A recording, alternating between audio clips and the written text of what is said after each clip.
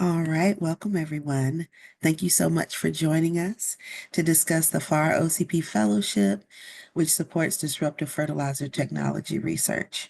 I'll wait a few seconds for folks to enter the room, but today promises to be a dynamic conversation, and also we'll be launching the next round of our funding opportunity, so we'll share a little bit more information about that as well. I'll wait one more minute for folks to enter, and then we can transition.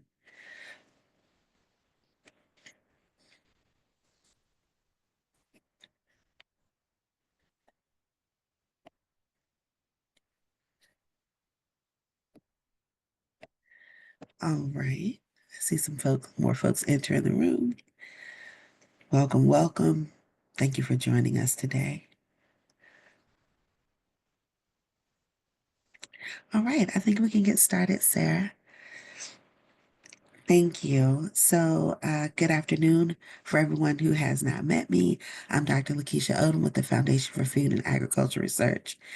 And today, my colleagues, Dr. Margit Basara and Dr. Sarah Lyons, will provide an overview of both the Foundation for Food and Agriculture Research, the Efficient Fertilizer Consortia, and the OCP Group and OCP North America.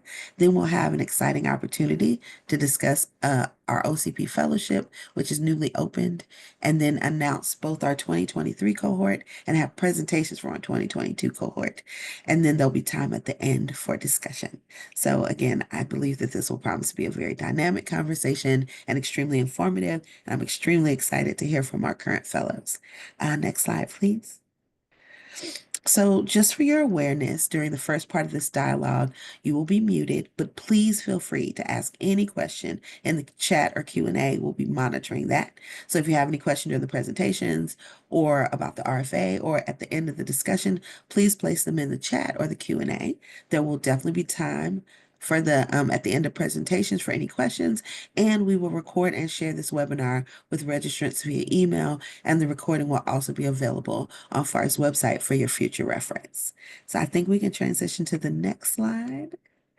I'm happy to provide a brief overview of FFAR before I transition over to my colleague, Sarah.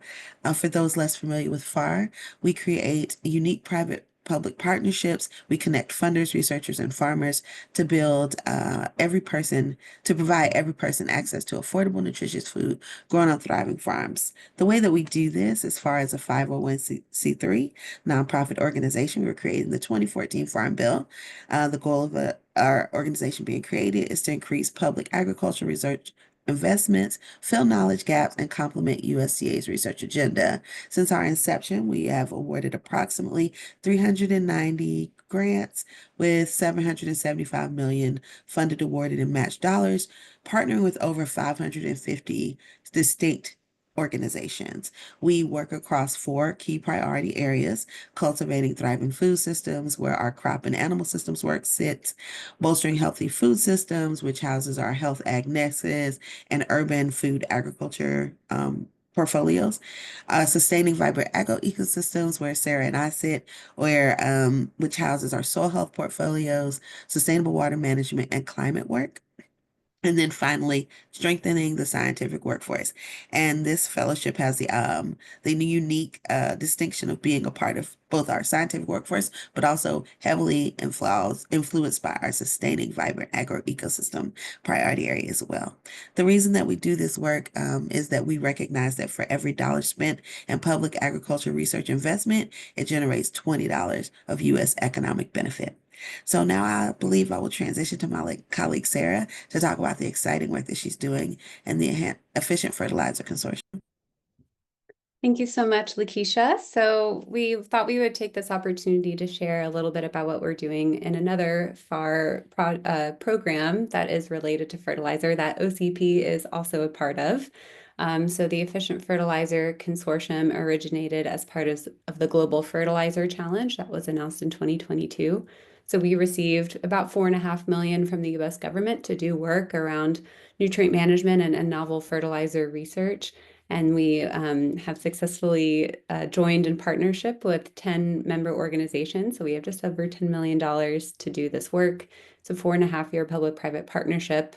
And again, the overall scope is really around nutrient management, fertilizer efficiency, and looking at some novel technologies to try to mitigate both, crop performance needs as well as the environmental impacts of fertilizer use.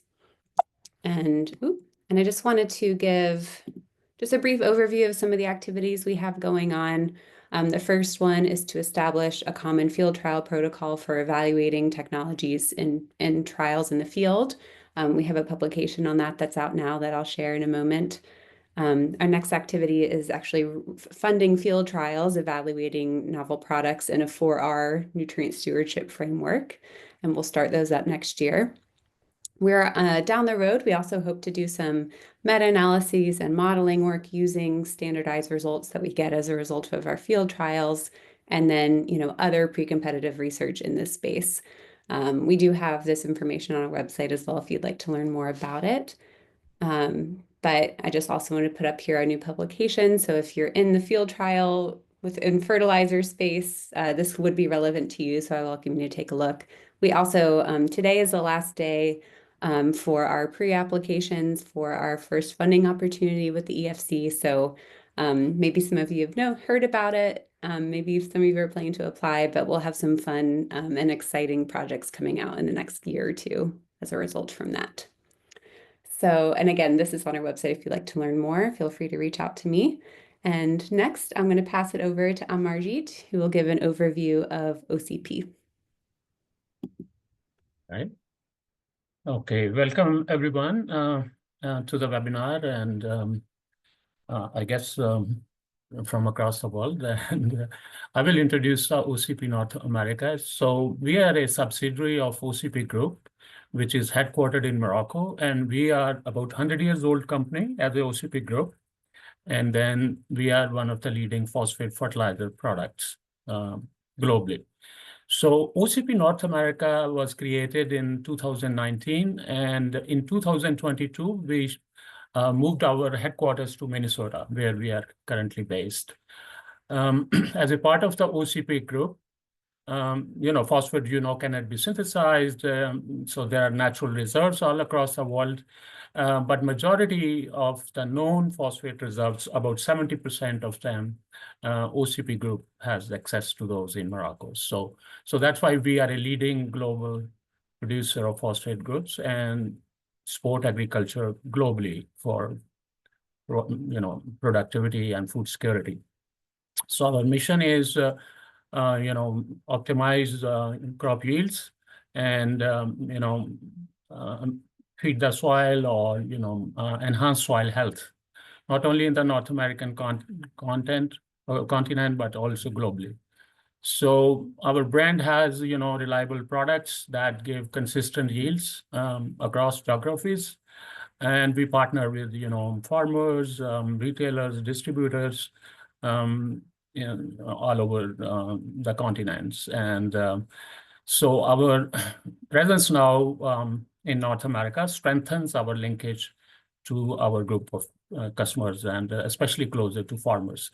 For more details, you have our OCP Group website listed here, as well as a university that OCP Group originally incubated and is now, has made rapid progress. So that's also where a lot of research and innovation goes on. It's a full-fledged university in Morocco. Next slide. So this one is really dear to my heart. So when we created this initiative, so right from conception to then co-development with FFAR, it has been a very exciting journey. And if you see the fertilizer sector, there has not been in recent years like a lot of breakthroughs in either enhanced efficiency products or whether it is precision agriculture or how the fertilizers are developed, delivered, and used.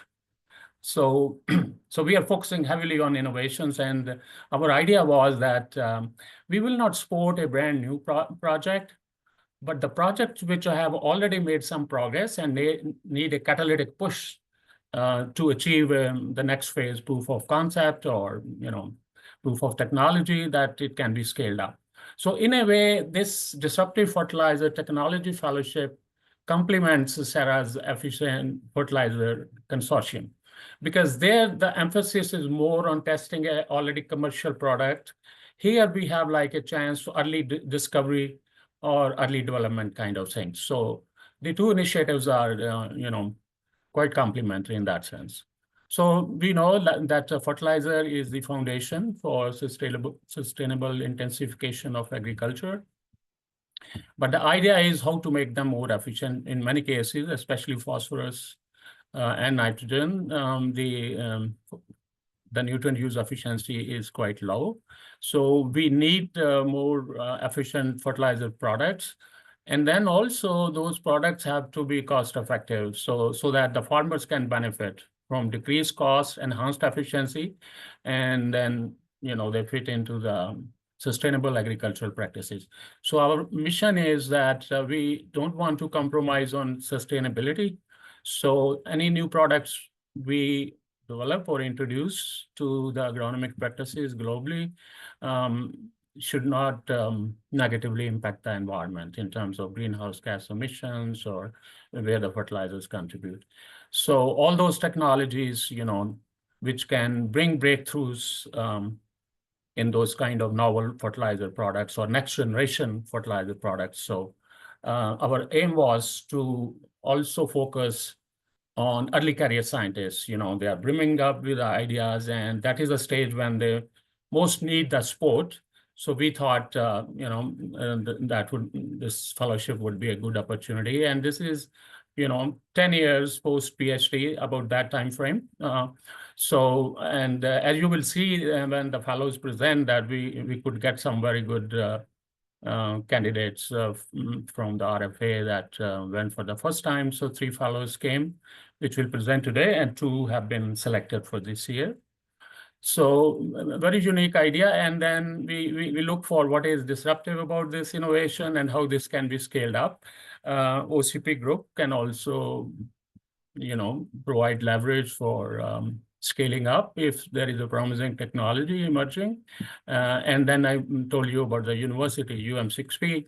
That is another kind of R&D center where can also be, informing partnerships in that part of the world. Yeah, so so this is, we are not only on the formulation of fertilizer side, but also on the plant, making the plant more efficient, whether it is through breeding approaches or gene editing approaches or chemistry approaches. If you can make the plant more efficient in the uptake of nitrogen, phosphorus, other nutrients. So all integrative approach in this, not that it's exclusively, we are open to like biofertilizers, nanofertilizers, those kind of things as well in the mandate of the fellowship. I will stop there, and the next one. Great, thank you, Amarjeet. So that was a beautiful introduction to the opportunity with some great details that are included. I'm going to just walk through kind of the details of the opportunity as you would find them on the website. But luckily, Lakeisha and Amarjeet are here to answer any clarifying questions that we have. So as Amarjeet said, there's a kind of a wide variety of different technologies that are in scope for this opportunity. The topics supported include gene editing, decarbonizing fertilizer production, and then types of products would include organic fertilizers, intelligent fertilizers, which would be like nanofertilizers, specialty products, enhanced efficiency fertilizers, biofertilizers, and biostimulants. So really a lot of wiggle room there for the types of technologies that can be investigated in this opportunity. In terms of the logistics of the program, awardees can receive up to a maximum of $75,000, and this funding will cover 1 to 2 years or 12 to 24 months of funding. And as Amarjeet mentioned, that these awards will conduct projects in fertilizer efficiency research and technology development that have already just demonstrated some promise. So this is kind of like a catalytic push to get things over the finish line that have a lot of promise.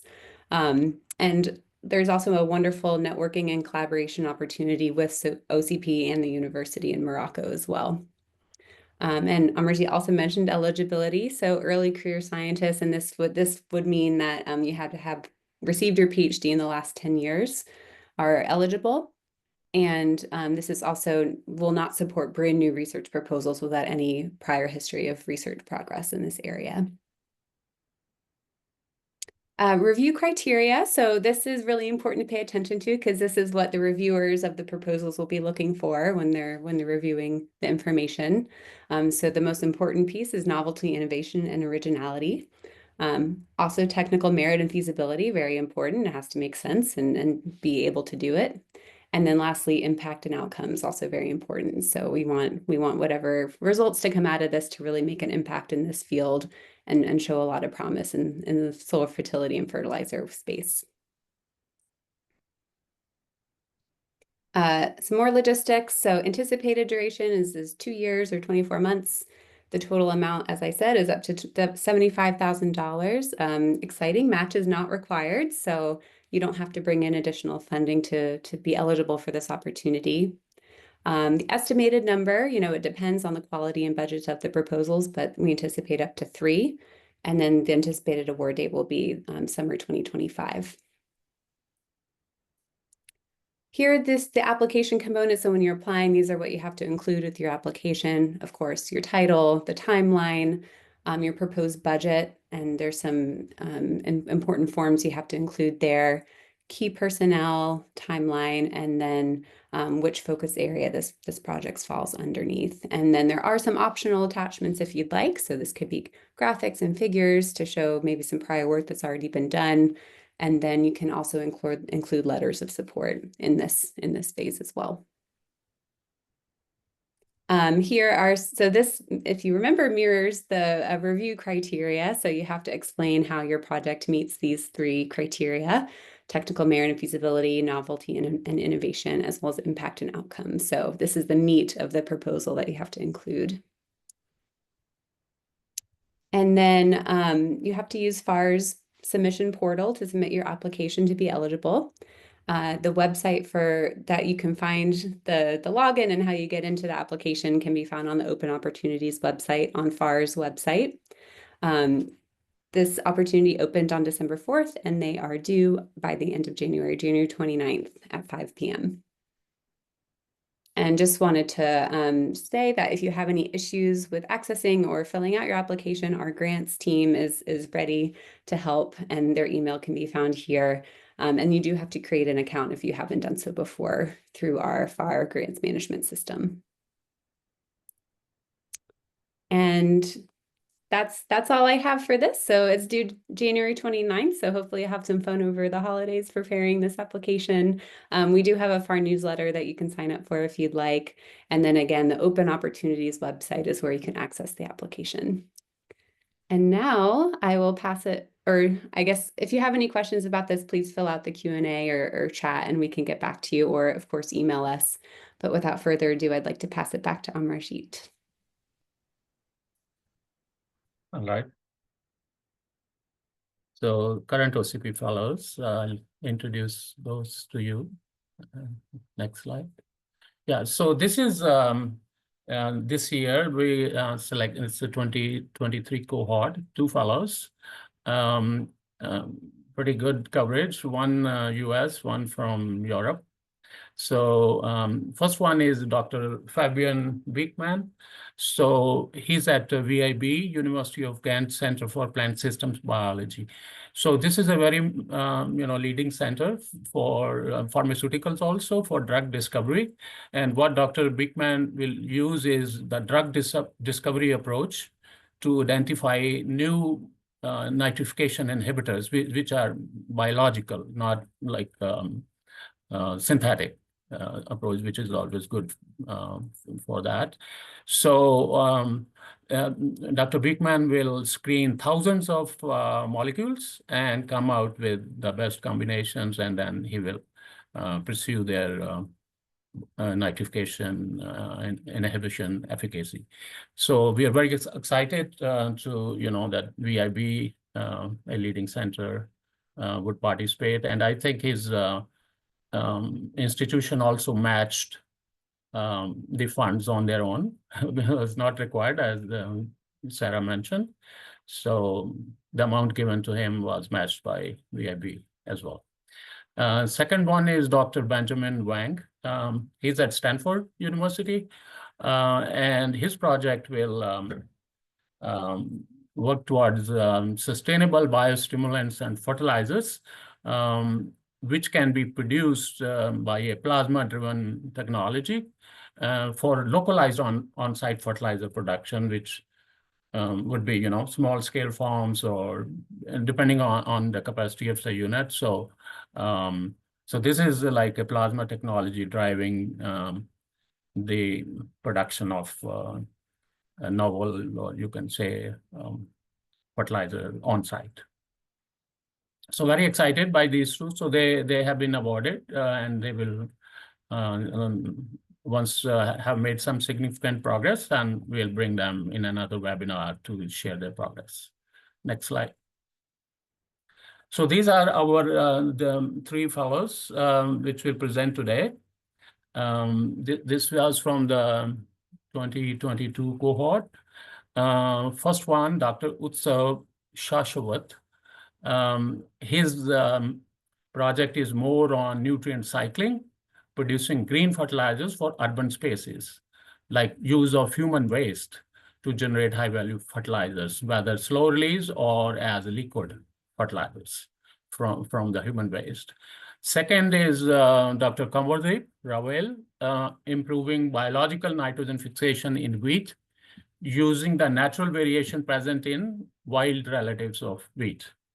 So, once the fertilizers came and we started breeding, and maybe we disrupted some of the plant microbe interactions that were happening in the wild relatives.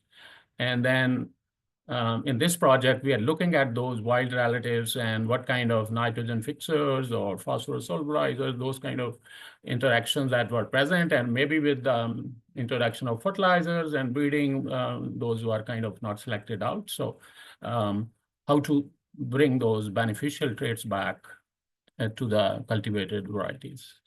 Third one, Dr. Martin Everett, nutrient carrier minerals for efficient and circular use of phosphorus. Again, nutrient cycling, but in this case, particularly phosphorus recycling in tropical crop production systems. So you see, not only North American context, but we have projects which can impact special agricultural systems or crops outside the North American ecosystem. So these are the fellows who will present, and next one we'll see who goes first. Okay, so Dr. Utsav Shashwat was a postdoc at University of California, Berkeley. When he was awarded the fellowship, I think he has completed his project that was under our Disruptive Fellowship, and he has moved on to a company called Xylem as a business development role. So Utsav is a very brilliant scientist. He did his undergraduate in engineering from IIT Mumbai in India, and then University of Maryland PhD, and postdoc at UC Berkeley. So let's have Utsav make his presentation.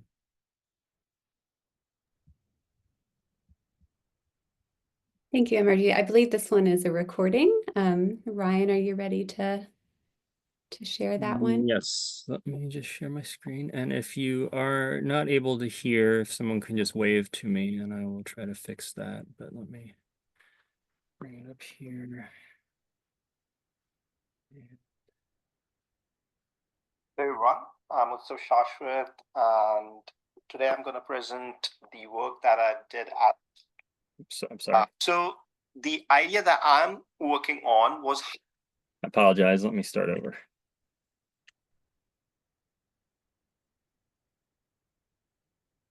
How can we Sorry about that.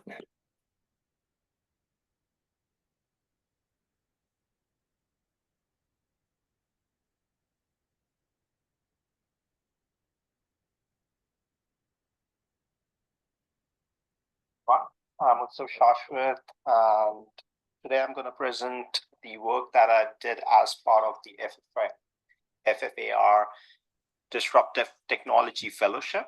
This is the work that I did it at UC Berkeley. I was then a postdoctoral fellow in Cara Nelson's lab, and my topic was green fertilizers for urban spaces, use of human urine to generate high-value fertilizers.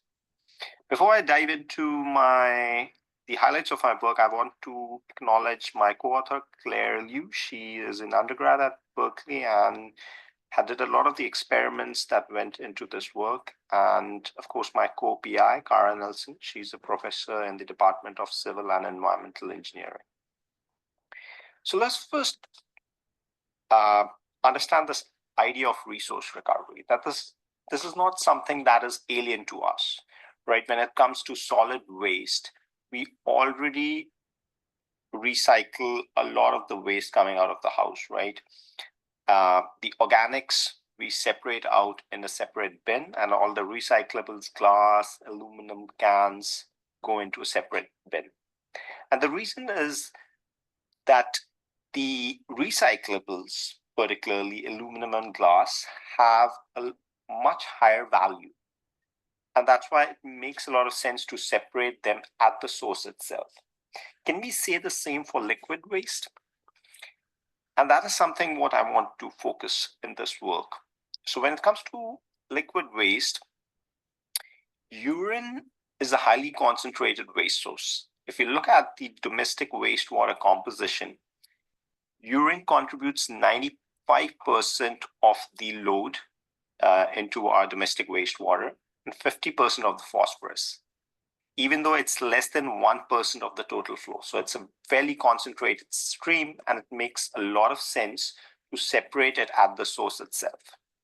Thankfully, a lot of people have worked on designing toilets that can separate the urine. So on the right, you see these side profiles of these toilets where you have a separate channel for the urine to move through the plumbing, and then it's collected into a container. The feces go into the sewer.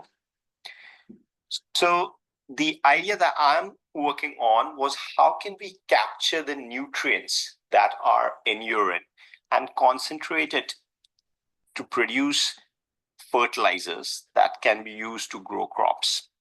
So we start with urine, which is collected, but there's this question mark: how do we go from urine to these forms of fertilizers? And I proposed two types of fertilizer. One is a concentrated liquid fertilizer, and other is a solid fertilizer.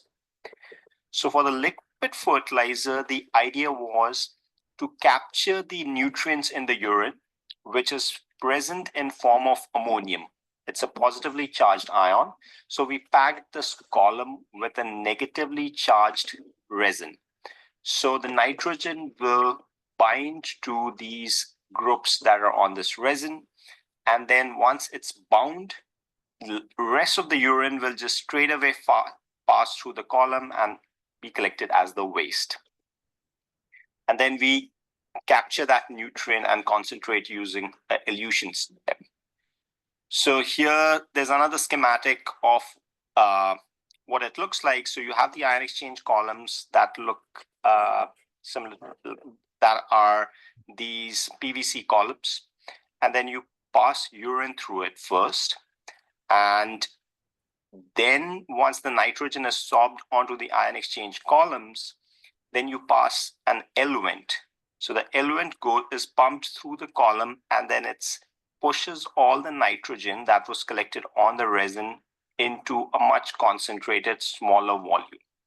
So if we look at fresh urine, the concentration of nitrogen is around 8 to 10 grams a liter, whereas in the concentrated fertilizer that we generate out at the end of this step, the nitrogen concentration is almost 2 to 2.5 times. So this is this was the goal of the project. In the interest of time, I don't want to go into the graph on the right, but this is a typical sorption and desorption graph that you get once when you run a column test. The other kind of fertilizer that we worked on was the solid pellets, which involved first polymerizing a biopolymer, which is sodium alginate, into solid pellets. So this was done in our lab. We polymerized the pellets by adding calcium chloride, and then when we dried these pellets, it was like small sized, like almost like rice grains. So these pellets were then introduced into urine, which was collected from a volunteer. And so you can see these are the swollen pellets, which are still not dry. Then you add these to the urine, and then it's soaked in the urine for 24 hours. After the 24 hours, what you see are these yellow colored pellets, and then you dry it. So just want to quickly show the results. These were really promising.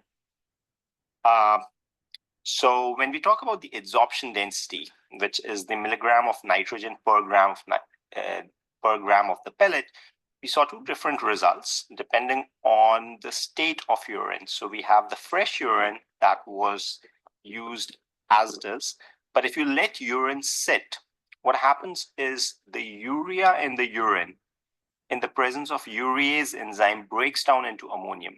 So the reason you have a much higher adsorption density when you use a real hydrolyzed urine is you have now the positively charged ammonium ion, which binds to these pellets. Because remember, these pellets are alginate, and alginate also has a carboxylate group in it.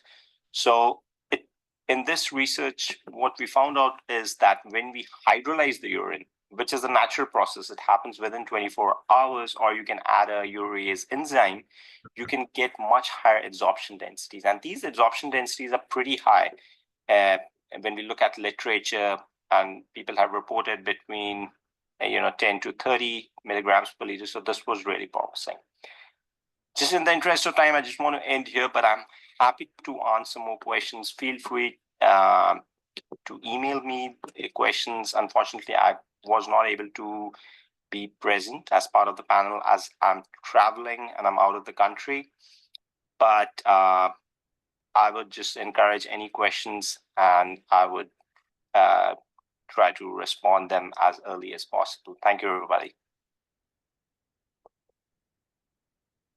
Thank you. So for a very innovative presentation. You see, like we are looking for the disruption. So it's like a new approach to recycle phosphorus from human waste. And yeah, so it's the phosphorus sustainability. We will need approaches from different wastewaters or other sources to recycle back the phosphate to agriculture. I will have some questions for Utsav and communicate with him separately about those, but we can move on to the next presentation by Kamaldev.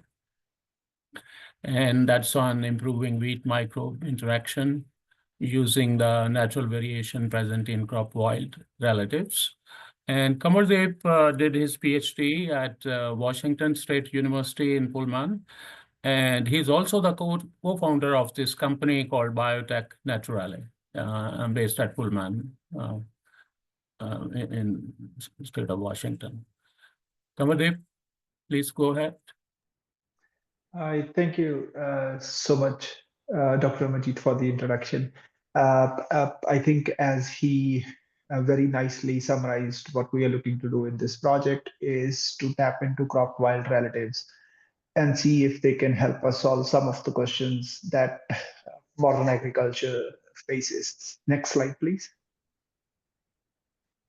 This is a brief overview of what we do at Biotech Naturale. Apologies for the change in the color for some of the imagery. So if you see on the right-hand side of the image, the gray chromosome represent the cultivated wheat or cultivated crop varieties chromosome, whereas the red color chromosome represent alien parents that carry a target rate of interest. Since wild relatives of croplands have originated without much of human intervention, haven't gone through domestication and significant breeding effort over last 100 odd years, they are a genetic repository for biotic and abiotic stress tolerance. And along with that, they also carry many other value-added traits such as nutrient use efficiency, which we are after. But due to the presence of these chromosome pairing barriers or recombination barriers, as shown here in the figure on the right, that gene transfer between cultivated crops and wild relatives is significantly different. We have developed this technology using which we can stop transiently seize these chromosome pairing and recombination barriers to allow gene transfer from wild relatives. We have successfully used this approach to transfer a disease resistance gene from rye to wheat. And in this FFAR-OCP Fellowship, our objective was to transfer a much more complex trait, such as nutrient use efficiency or plant microbe interaction. Next slide, please.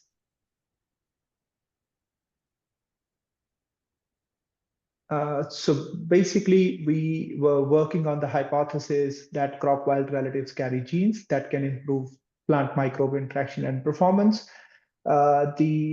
The idea behind that is that if we, since we have a lot of biological formulations that are available as well, which are both free living as well as endophytic nitrogen fixing bacteria, as well as phosphorus solubilizing bacteria, you need a host which would allow those biological formulations to proliferate.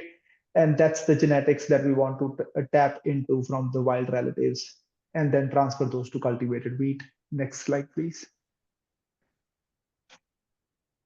So as a part of this project, we first developed our own consortium of nitrogen fixing as well as phosphorus solubilizing bacteria, but our primary focus for this project was nitrogen fixing bacteria. So we went around Washington state to naturally growing grasses and collected a bunch of nitrogen fixing bacteria, isolated them, and then tried to characterize wild relatives that were available in our own gene bank.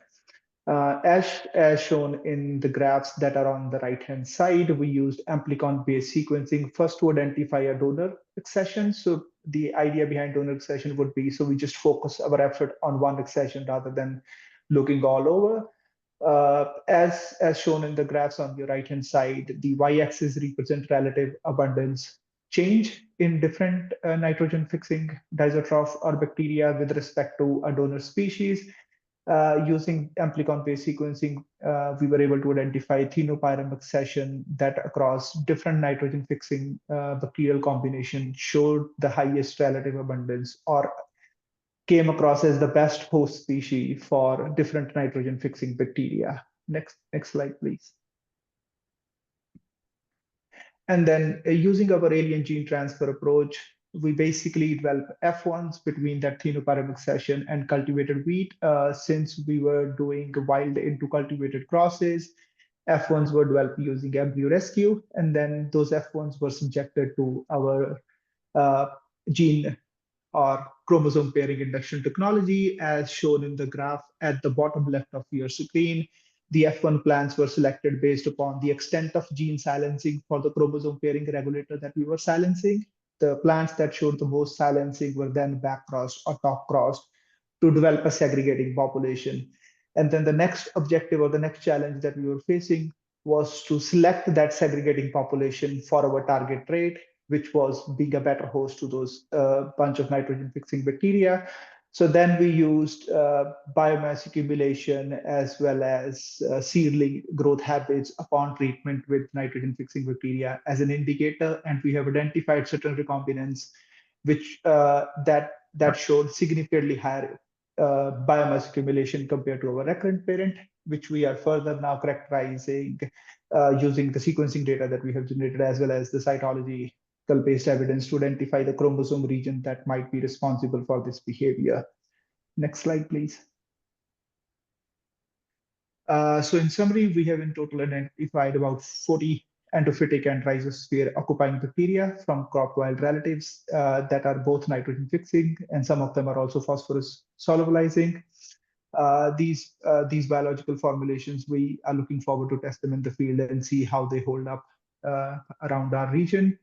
And then the identification of Thenopyrum as a donor species for improved plant microbe interaction and the primary germplasm that we have developed will help us identify the underlying genes that we can transfer to cultivated wheat. Next slide, please. And then at the end, I would just like to thank FAR and OCP for this opportunity. Without their fellowship, this work wouldn't have been possible. We won't have attempted this complex trait if it wasn't for this money. So thank you so much to both FAR and OCP. And then none of this work would have been possible with our team of Biotech Naturale here. So at the end, I would like to thank all of them and pivot it back to Amarjeet. Thank you so much. Excellent. Thank you, Kamaldeep, for a very interesting presentation, especially using the wild relatives of wheat. And we'll have some questions, technical or general, but maybe we'll do after we are done with Martin's presentation as well. Is that okay, Sarah? Or we, yeah, okay, all right. Okay, next slide. So our next speaker, fellow, a brilliant and passionate researcher, Dr. Martin Everett from KU Leuven in Belgium. I was reading somewhere that he's so passionate that his heartbeat goes up when you're discussing soil science, soil fertility, and nutrient recycling. So yeah, so he's so passionate about these fields. So let's see what he has contributed in this fellowship project, which seems like very relevant, especially for some of small holder farmers or sub-Saharan Africa. So Martin, please go ahead. Yes, thank you for the introduction, Amarjeet. So as part of this fellowship, I did research on this topic of nutrient carrier minerals for efficient and circular use of phosphorus in tropical crop production systems. A research topic that links with some important challenges. One of them is the fact that weathered soils are often phosphorus deficient. They are rich in iron and aluminium oxyhydroxides, and these minerals, they can very strongly bind phosphorus, which limits the availability of phosphorus to plants. On the other hand, there are also areas where there is an abundance of phosphorus. So think of waste streams, think of wastewater. And there it's important that we remove the phosphorus in order to protect our environment. And even better than remove is recover the phosphorus and reuse that phosphorus again in agriculture to contribute to a more circular use of phosphorus. And the approach of this project was to use carrier minerals for phosphorus, a carrier that would be able to selectively recover phosphorus from wastewater, and then later allow the recycling of that phosphorus in soil in a plant available form when we apply it as a fertilizer. And we look towards a specific mineral to do this job, a mineral called layered double hydroxide, or LDH. So that's a mineral that is an anion exchanger. It consists of layers of divalent and trivalent metal hydroxides and interlayers of exchangeable anions. And the specific aim of this project was to produce these kind of minerals from weathered soils. So weathered soils, they are very rich in aluminium minerals like gypsite, kaolinite, halloysite. If we're able to convert these minerals into that LDH phosphorus carrier, then we can look into the recycling of phosphorus via that figure that is shown on the right, where we produce that carrier from the soil. We use that carrier as an adsorbent for phosphorus in wastewater, and then we bring the phosphorus-loaded carrier back to the soil as a fertilizer. On the next slide, I would like to show you some results, just a few results that serve as proof of concept of this. So we used one specific soil, which was a feral soil from the Philippines. We analyzed that soil with XRD, and it showed that it had a very high quantity of halosite. Halosite is such an aminosilicate that you find very often in weathered soils. And then we just took that soil, we added some magnesium and some alkalinity, and we did a hydrothermal treatment, and then we were able to successfully produce such an LDH carrier. So that for us was a big breakthrough because normally these LDH phases, they are just produced out of chemicals basically, but we are able to do this via the aluminium minerals in soils. And okay, we have already developed several synthesis methods by now that have been successful.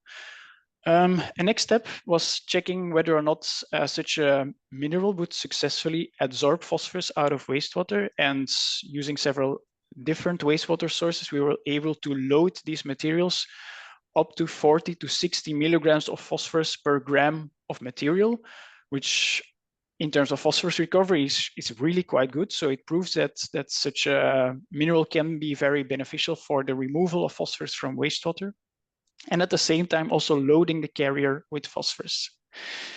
If you now go to the next slide, then we still need to have an answer to whether or not the phosphorus that we get out of the wastewater is also available for plant uptake, to close the loop again.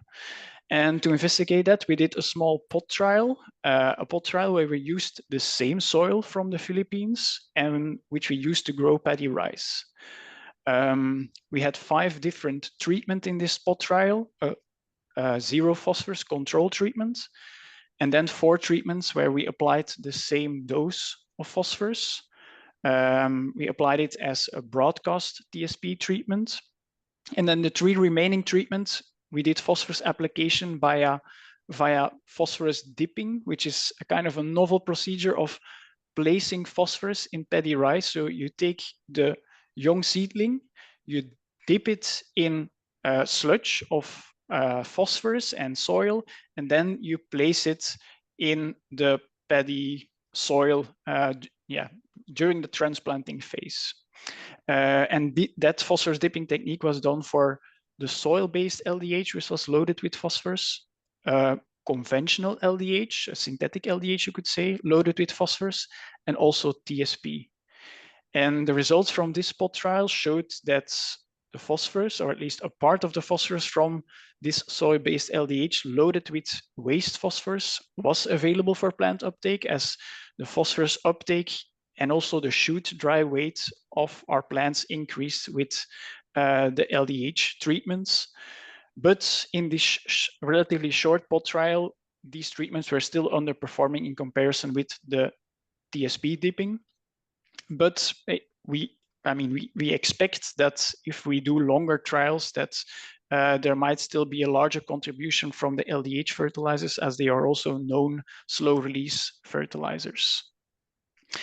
So on the next slide, a bit of a conclusion out of this. So what is the innovative aspect of this technology is that we have produced a new fertilizer, and we have used soil as one of the components to produce this.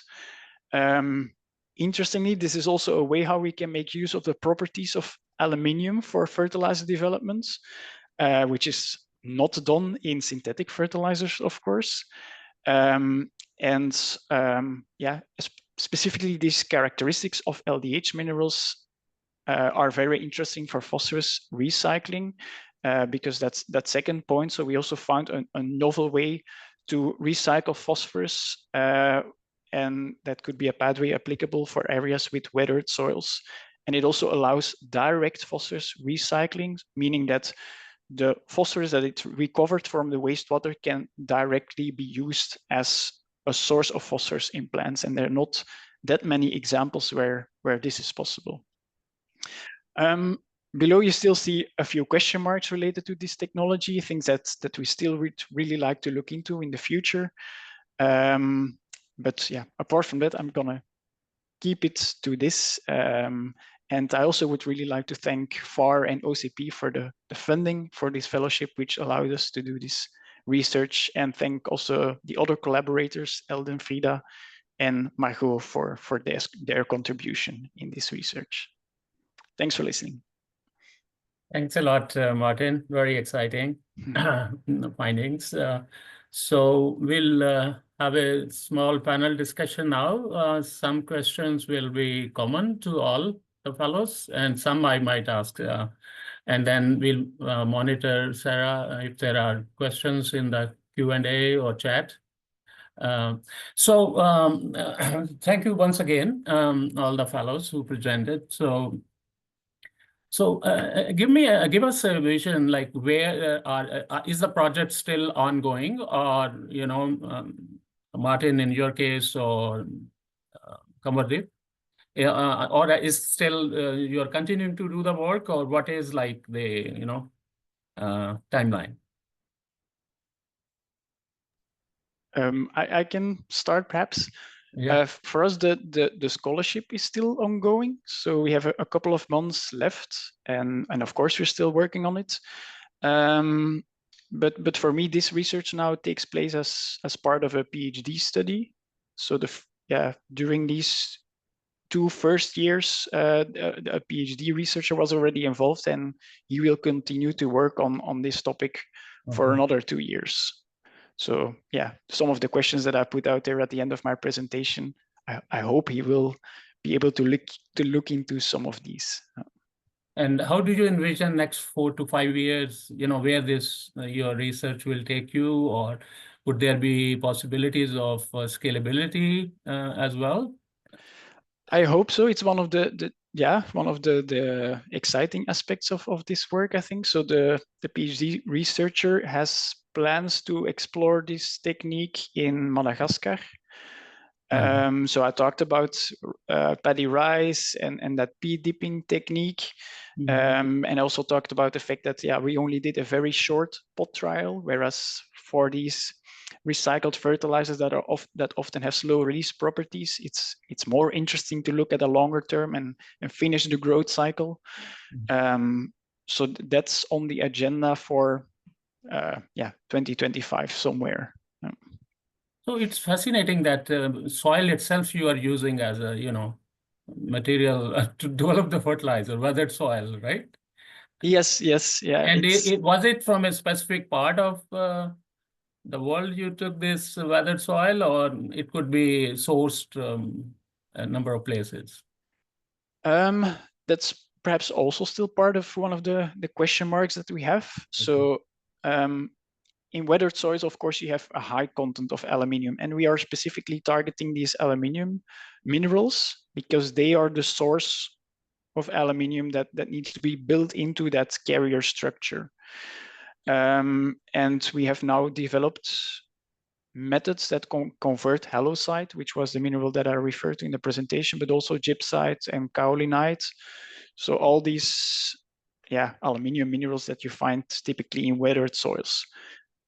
We haven't checked it yet, but I'm very doubtful that, for example, aluminium in 2-to-1 type of clays, that they can also be converted because they are really well embedded into that clay mineral structure. I don't think we'll be able to, use less weathered soils to use this technology, which is interesting. Like in North America or Yeah, I don't think so. Yeah, so it's indeed a technology that is targeted towards the tropics. Tropical soils, yeah. So another last question.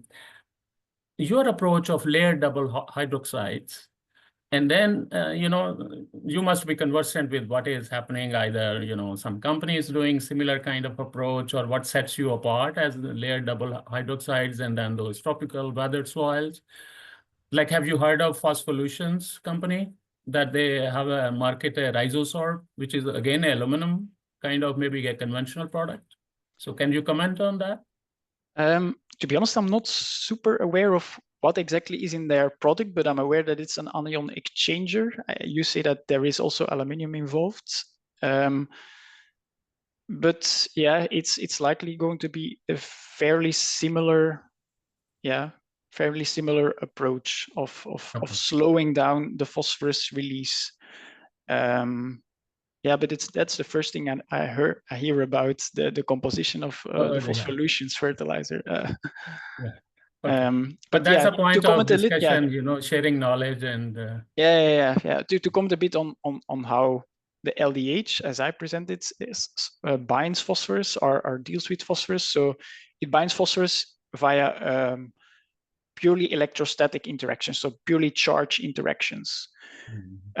Which is quite interesting because if you look at soils and the aluminium that we find in the soil, there the phosphorus is bound via direct interactions, inner sphere interactions, and these are irreversible or are very strong in such a way that they completely fix the phosphorus, and it cannot also not become available anymore, which is one of the reasons why soluble fertilizers, they have a fairly low efficiency in tropical soils because a lot of the phosphorus is lost to sorption.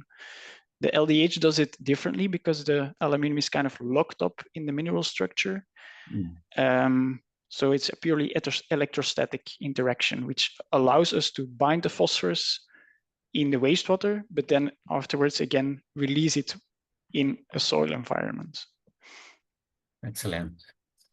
Okay, so we can move on to conversate then. Yes. Yeah.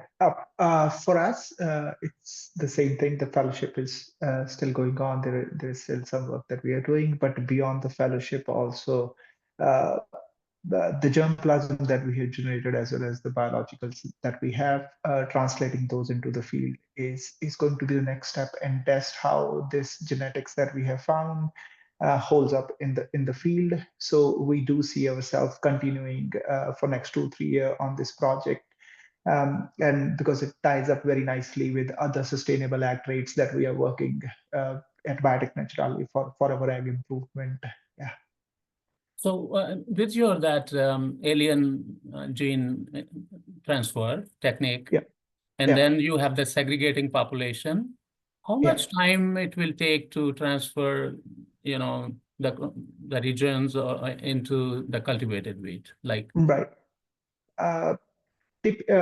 Typically, the first transfers that the successful transfer we had done were with a known candidate gene that we did with rye. We were able to accomplish that within 1 year, transferring from wild to the cultivated species on approximately a very small 90 kb segment from alien parent. But in this case, since we don't know the underlying genetics in terms of how many genes are involved and how many chromosomes are involved, I'll give ourselves a bit of a buffer in terms of looking at a couple of years to figure out what all genetics is involved before we could say that yes, we have all the underlying genetics under our capture. Yeah. You know, in the mode of action, I have a suggestion to consider. Yeah. Because it's plant microbe interaction, right? So the cultivated wheat and the wild relatives may have a different, right, the microbiome associated. And from the plant part, it is either the sugars or, you know, the metabolites or the signal molecules that either wild wheat says, and then you attract the native microbiome of nitrogen fixers or phosphorus. So have you plans to do the like a metabolomics of root exudates of wild and cultivated wheat to understand are they different? I think the way we are looking to do it is the germplasm that we have in the cultivated background. So at least that way we can reduce the noise that is coming from the wild. So this primary recombinant germplasm that we have been able to develop, and we are looking to create near isogenic lines for that. So then we'll be able to compare. So that is where we are going with that. Excellent. So you see, like in terms of the science-driven innovation, all three projects are unique kind of, you know, one on plant breeding side, one on human waste recycling, and then weathered soil as a, you know, to make a slow release fertilizer and especially phosphorus. So let's keep in touch. So the projects are continuing and, you know, further and keep us in the loop, especially translation to, you know, scalability issues. We would be very interested to follow up on that. So you said, like, this fellowship has helped you in conducting some of very significant research, but also like in your career aspirations, like early career scientists we aimed at. So do you think that this has given you some unique opportunity or really advantage to you in your early career, progress? It's a common, anybody can. Yeah, for me, absolutely. Because I was awarded with this fellowship when I was a postdoc. And of course, being competitive for grants as a postdoc with all these established professors, it's very tough and sometimes also just impossible because you're not allowed to apply for many projects. So yeah, for me, it had a very big contribution. I was also lucky that, a bit after receiving this fellowship that I could start as an assistant professor. So, and build on these ideas that were also part of this fellowship. So yeah, very grateful for it. Yeah. Oh, congratulations. Yeah. Yeah, absolutely. For me as well, but it was pretty early in my career when I got this fellowship. It allowed me to learn a lot about project management, resource management in my personal career development, and as well as for biotech naturally in general. It allows us to tap into newer traits on which we could build, trying to do more work that is not possible without such support. Yeah, so it's been really vital in my personal development as well as for our company. So thank you so much. Yeah, happy to share listen that. So Sarah, are there any chat questions or no? How do we continue, or are we up on time? I think we are unfortunately out of time. We had Yeah. quite a bit to pack into a short amount of time, but I just wanted to first of all thank Sarah so much for agreeing to help us to lead this webinar, as well as you, Margit, and Martin and Kamwardeep as well. So for the new funding opportunity, there's a chance open, please. As Sarah mentioned, the deadline is in January, so there's plenty of time to ask us questions if you have any, and we hope to see the caliber of applications come in as the research that's been presented to you today. I'll leave you, Margit or Sarah, with the last word. Oh, please, Marja. I'm just happy to be here and to be a part of this wonderful group. So thank you for having me. Yeah. Go ahead, Marji. Same way with me, Lakisha, as we co-developed this project, and as I said, that deep meaning for me that from the conception to what we have seen, the output today, and early career scientists progressing in their career and research, tangible research. So yeah, wish all the best to the fellows and continued progress, and we'll be in touch on ongoing basis. Thank you, everyone, for your time and attention. I will also share a recording of this following. So please feel free to circulate among your networks so that we can have more applicants and more folks interested in the fellowship to apply. Thanks, everybody. Have a great day. Thank you. Bye. Thank you, everybody. Bye. Bye.